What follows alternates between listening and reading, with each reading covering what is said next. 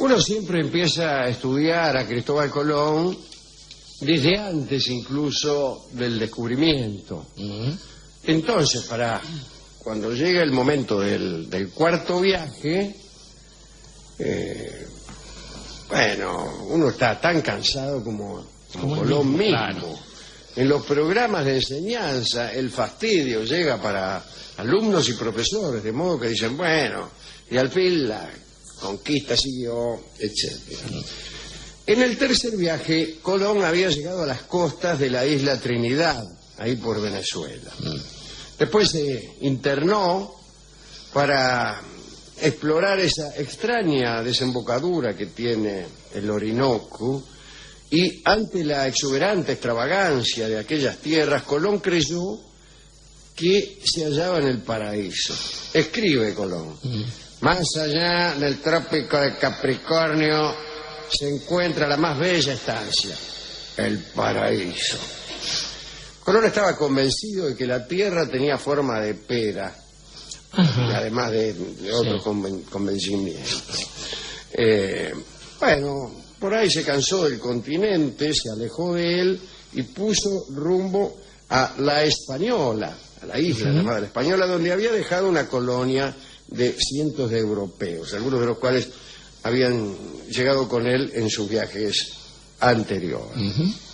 A su regreso del paraíso, entonces, Colón llegó a La Española y se encontró con una espantosa realidad.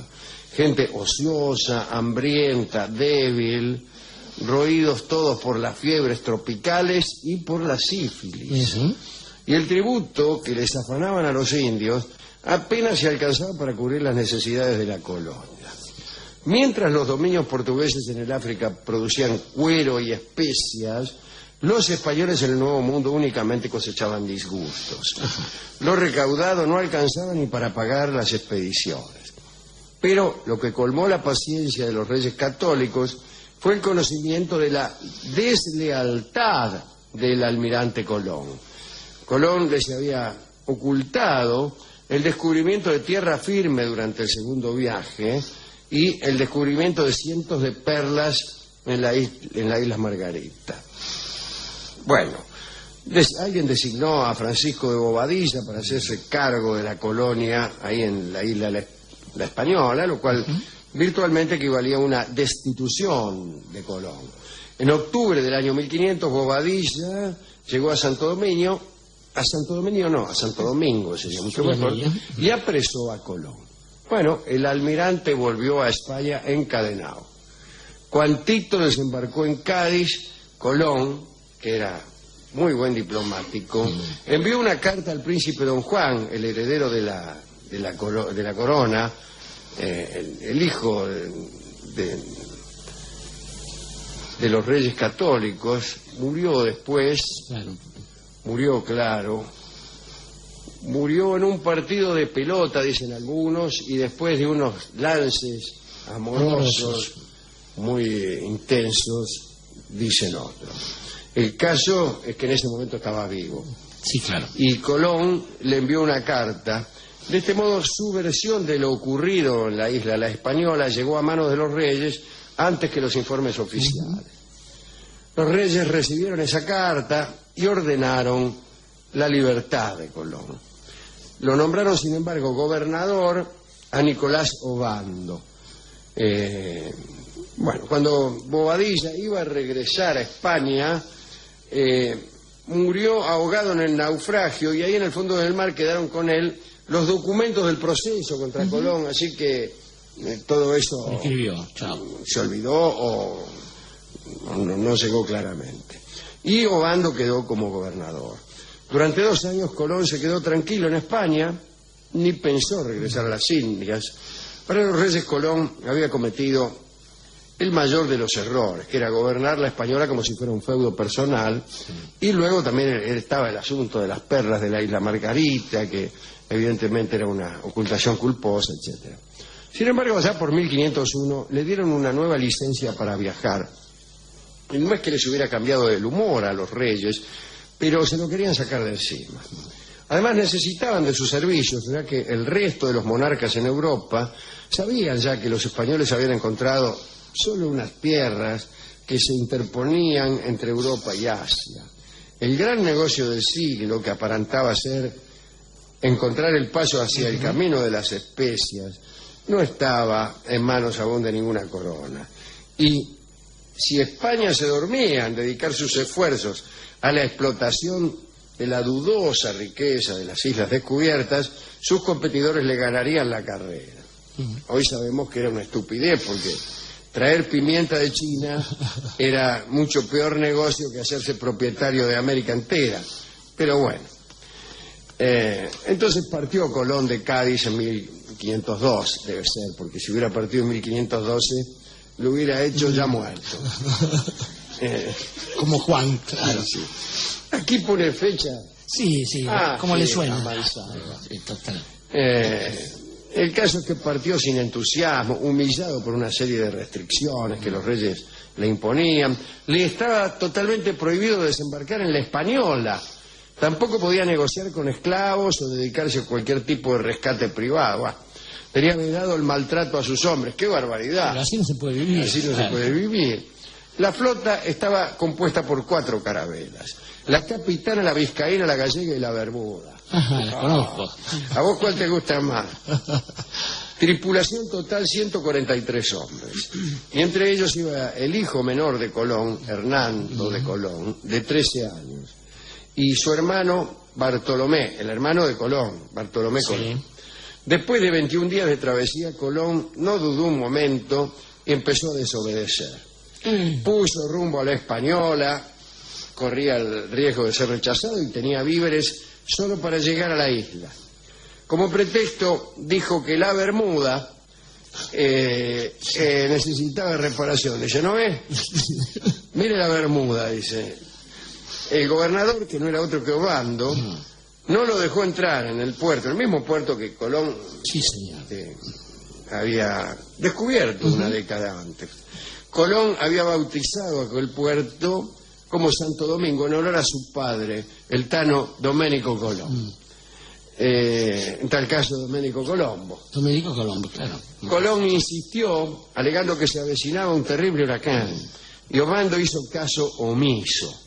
Colón se internó entonces en el río Aina, en cuyas aguas se guareció hasta que pasó el huracán. Obando ni siquiera hizo caso del pronóstico del huracán y autorizó al día siguiente la salida de 20 barcos a España, y naufragaron 19 por la terrible tormenta. Fue uno de los naufragios más tremendos de la historia, ¿no? La exactitud de esta predicción le generó al genovés, que era Colón, ciertas sospechas de brujería. Acierta y lo acusan de bruja. Dice aquí que no pasaron a mayores. Prosiguiendo con su misión, Colón navegó por las costas de Jamaica y de Cuba. Más tarde, en un sitio donde las sondas no tocaban fondo, es decir, donde no se podía saber cuán profundo era allí el océano, porque nada llegaba al fondo, bautizó al lugar como Golfo de Honduras. A partir de entonces las cosas fueron de mal en peor. No por esa razón. No, señor. Escribió Colón: las cosas van de mal en peor. No, mentira, eso lo escribí yo. Dice, tengo abiertos los barcos, las velas rotas. Sí. Y las anclas perdidas, las velas rotas, las velas rotas. Sí. Con los calores y la humedad, el bizcocho se ha llenado de gusanos. El bizcocho era el pan que se comía, que se cocinaba 2 veces para que no se pudriera. Bueno, igualmente se había podrido. Y así sigue. He visto a muchos que esperan a la noche para comer la mazamorra, para no ver los gusanos que la habitan. Otros están tan acostumbrados a comerlos que ni se molestan en quitarlos, porque si se detienen en esto pierden la cena. Mirá vos. A los sufrimientos colectivos Colón sumó los personales. Su cuerpo fallaba. Me anda fallando el cuerpo Juni Gran 7.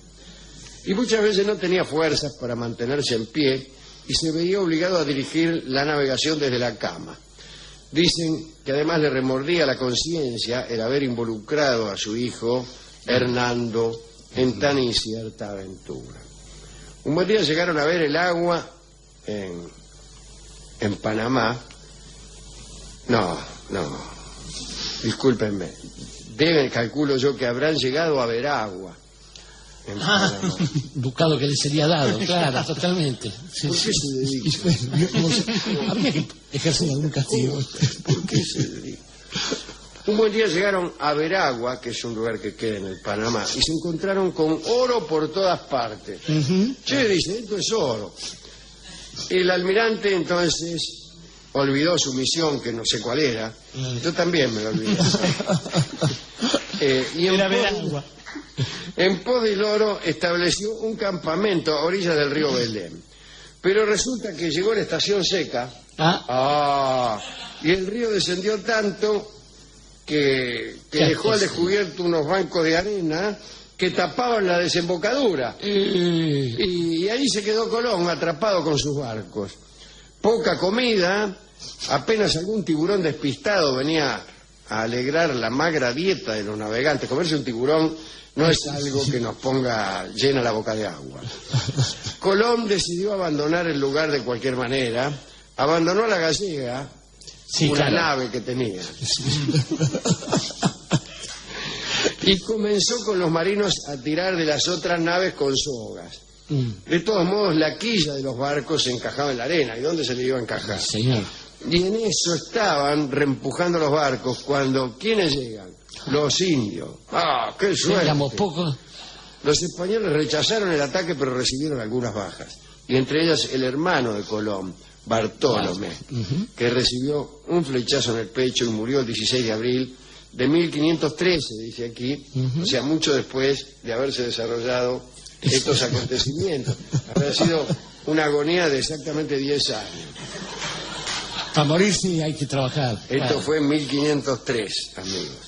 Al final lograron sacar las naves, pero quedaron en tan mal estado que debieron abandonar su primera misión rumbo al camino de las especias. Solo podía navegarse en la Capitana y apenas en la Bermuda. La Vizcaína debió ser abandonada. ¿Y la Gallega? El agua llegaba casi hasta cubierta y no había manera de achicarla. Bueno, Colón decidió llegar hasta la bahía de Santa Gloria, en Jamaica. Construyeron parapetos, viviendas sobre las cubiertas a modo de fortín. Se instalaron allí a la espera de ayuda, pero las reservas estaban agotadas. Colón envió a 2 de sus tripulantes en bote hasta la Española para pedir socorro. Los hombres remaron durante 3 días, los recibió el gobernador Obando y dejó pasar un año antes de mandar el socorro. Albergando la esperanza de que en ese tiempo Colón y sus hombres murieran de hambre, el astuto gobernador dejó pasar un año. Mirá si sería. La tensión en la bahía se hizo insostenible. 48 hombres al mando de Francisco de Porras se amotinaron. Quisieron tomar las naves para irse de cualquier forma. Colón les presentó batalla, los derrotó. Los sobrevivientes fueron atados a los árboles con grilletes. A todo esto aparecieron los nativos del lugar y se prepararon para atacarlos. Entonces Colón recurrió a una hábil argucia. Había observado Colón que en su calendario se anunciaba un eclipse de luna para el 29 de febrero de 1504. Día raro. Cosa que él ya sabía por haber vivido el 16 de abril de 1513. Bueno, como la fecha era próxima, Colón convocó a los caciques y les dijo que su Dios tenía resuelto procurarles hambre y pestes si osaban maltratar a los navegantes.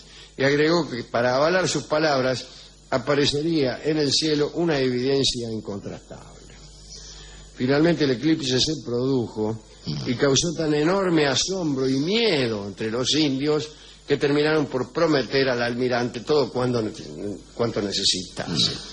Yo cada vez que me veo en esas situaciones difíciles trato de pronosticar un eclipse. Sí. Pero siempre o no hay un eclipse hasta dentro de 6 años, o si hay ya lo sabe todo el mundo. Claro, que hay en una tribu maya, por ejemplo, y listo. Bueno, a los pocos meses llegó el navío de rescate de Obando. Le mandaban medio barril de vino y medio chancho asado. Ah, bueno. Era una vieja carabela que tardó 1 mes y medio en llegar a Santo Domingo. con el palo mayor roto y un traje a rayas y las velas agujereadas. Ajá. En aquel lugar, Colón supo por medio del explorador Rodrigo de Bastías que no existía paso alguno al Océano Pacífico. Le dijo, mire, Colón, tengo una mala noticia que darle. No hay ningún paso al Pacífico. Colón comprobó con tristeza lo poco que quedaba en la colonia, así que para qué se iba a quedar en Santo Domingo más tiempo. Un mes después regresó a España. Desembarcó en Sanlúcar de Barrameda, derrotado, encorvado por la artritis. Dice que estaban tan enfermos que tuvieron que trasladarlo hasta Sevilla, que está cerca de allí, señor. en una cama. Una litera. A la muerte de Isabel, el rey Fernando no escuchó más a Colón, le dijo que el asunto pertenecía a los herederos de la difunta Isabel, que eran, por cierto, Juana la Loca, y su esposo, Felipe el Hermoso, el hijo del emperador Maximiliano de Alemania, que serían los padres del futuro rey Carlos V. Entonces Colón, artrítico y casi ciego, se desesperó, comenzó a mover influencias, habló con sus amigos, consultó a la corte y finalmente cuando el Papa, Julio II, el amigo de Miguel Ángel, le recomendó a Colón y sus herederos, lo recomendó, ¿no?, en el sentido de lo avaló como digno de todo honor y condecoración, esta bendición llegó tarde. El almirante había muerto días antes, el 19 de mayo de 1506. Esta es la fecha. Está bien. Está bien, quiere decir que en 1513 ya era afinado tal como habíamos 7 años. dicho. Sí, señor. Sí, señor. Ese fue el cuarto y espantoso viaje de Colón, que casi nadie estudia y lo bien que hace, ¿no? ¿A quién dedicar esta reseña? Estaba pensando, Alejandro, que en principio ese lugar al que llegó Colón, la Española, ha tenido una historia triste. Hoy en día lo ocupa la República Dominicana la mitad y la otra mitad la República de Haití. Y ha sufrido una vez tras otra injusticia de orden social. Así que Colón tenía algo, Cristóforo tenía algo de Setatore por ahí, ¿no? Se lo llevaba encima. Pero ciertamente en aquel momento la idea del viaje traía aparejada esta cuestión de lo inesperado. Realmente no sabían que se iban a encontrar. Uno piensa en Hernando de Soto, que cruzó todo el continente americano de una punta a la otra, y el tipo realmente vio cosas nunca vistas por un hombre. La cuestión es que con el paso del tiempo la gente hace turismo hoy en día y cree que en realidad va a ser lo contrario que los exploradores, va a buscar aquello que ya sabe que está ahí. Y se equivoca también, por eso las decepciones. Porque en realidad, alguna vez hemos sostenido, Alejandro, en esta tribuna que la especie humana está marcada por un viaje, que es el del exilio. Adán y Eva expulsados del paraíso. Los humanos somos esencialmente exiliados. Y frente al viaje tenemos esta cosa que puede llevarnos quizás a un retorno. Ítaca nunca está en Ítaca, nos han dicho los griegos. Y pensaba también que, en realidad, cuando alguien se va de viaje, le pasaba a los conquistadores, le pasa a los turistas, nos ha pasado a nosotros, la gente suele dar consejos, como si aquella cosa que se fuera a encontrar en ese lugar al que ya fueron otros, fuera la misma para todos. Y esto nunca es así, tristemente no es así. Y además, el viaje puede estar en cualquier cosa, digamos, una historia de amor, una aventura política. Digo, todo es un viaje, y en realidad aquel que parte de viaje no precisa consejos de ningún estilo, porque siempre está solo, y además va a descubrir prontamente que le resulta imposible volver. Por eso, los consejos, igual que no los tuvo Colón, deberíamos evitarlos para siempre y dejar que, marche tranquilito y no darle ningún peso accesorio al de la partida y ninguna otra cosa para el que se va. Para el que se va es la canción que va a cantar don Alfredo Zitarrosa. Adelante.